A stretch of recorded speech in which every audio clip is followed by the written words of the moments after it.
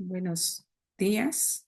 El tema que presento hoy se llama Retos de la nueva profesionalidad en la supervisión escolar en el contexto de la pandemia por COVID-19.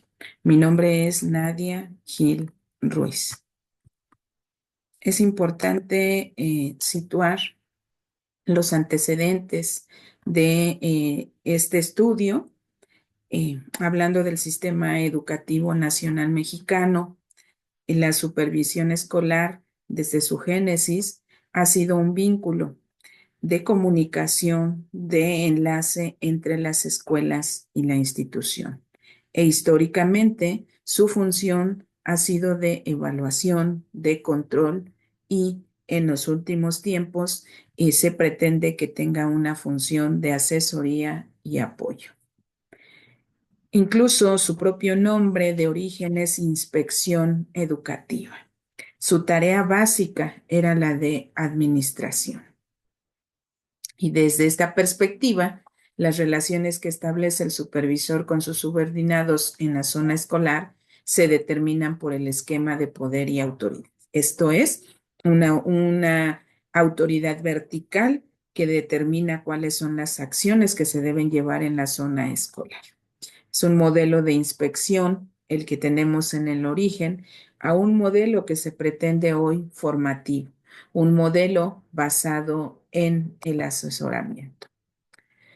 Y hoy, en el contexto post-pandemia, nosotros estamos ante un nuevo currículum en la educación mexicana que denominamos Nueva Escuela Mexicana.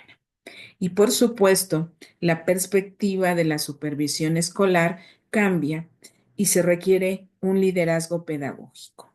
Me permito citar del propio plan de estudios, es el conocimiento pleno del currículo en su contexto y condiciones particulares.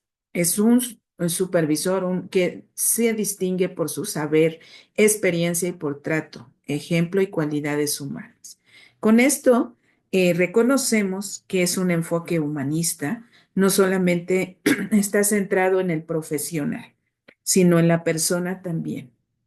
Este supervisor que tiene que propiciar un liderazgo democrático, es decir, de participación y contingencial, que puede tomar decisiones, pero también sabe involucrar a los demás ante cualquier situación de manera inmediata, sabrá responder.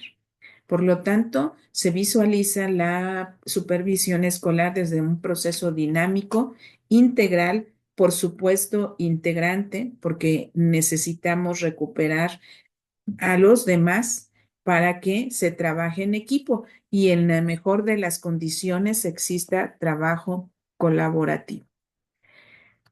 ¿Qué sucedió después de la contingencia? Pues se requirieron nuevas formas de acompañamiento y asesoría. Y surge el cuestionamiento, ¿cómo ha de ser el supervisor escolar que hace frente a estos nuevos contextos educativos? ¿Cómo fortalecer la profesionalidad del supervisor? Es decir, se tiene que replantear la profesionalización del supervisor.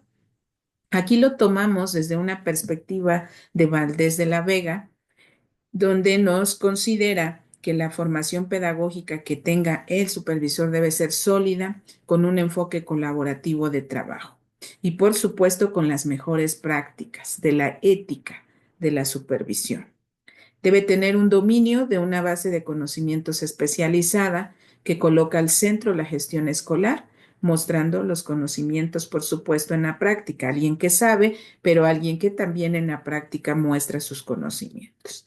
Para esto se requiere renovarse, examinarse, reconocer los elementos precisos que permitan entrar a un proceso reflexivo de su práctica y crítico, por supuesto, de todas las acciones que realiza desde la supervisión escolar.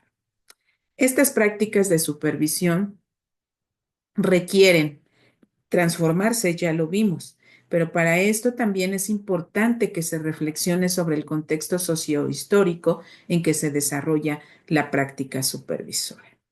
un conjunto de haceres, saberes y sentir que los supervisores incorporan, construyan y recrean en la cotidianeidad de su ámbito particular de acción, que es la zona escolar.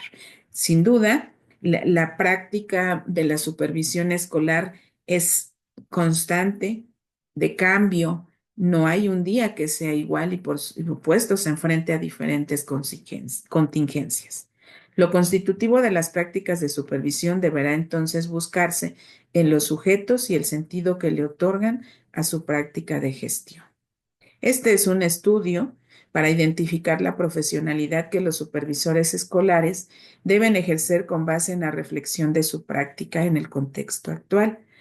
Fue de enfoque cualitativo, con una perspectiva sociocultural. Este es un estudio exploratorio con supervisores de la Ciudad de México y se buscó la opinión de los directores y docentes. La selección de los sujetos se realizó con base en su ingreso al cargo. Todos accedieron por examen de oposición y su preparación profesional es de posgrado.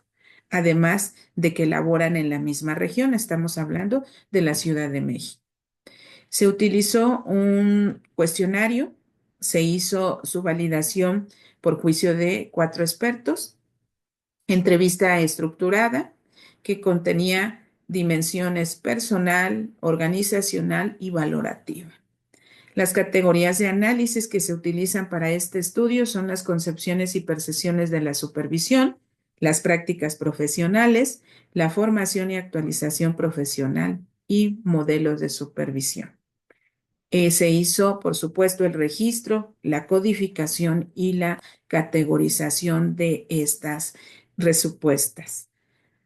Y surge el cuestionamiento de cómo fortalecer las funciones de la supervisión escolar en la nueva escuela mexicana. Se requiere, pues, pasar de una función de control a una función orientadora.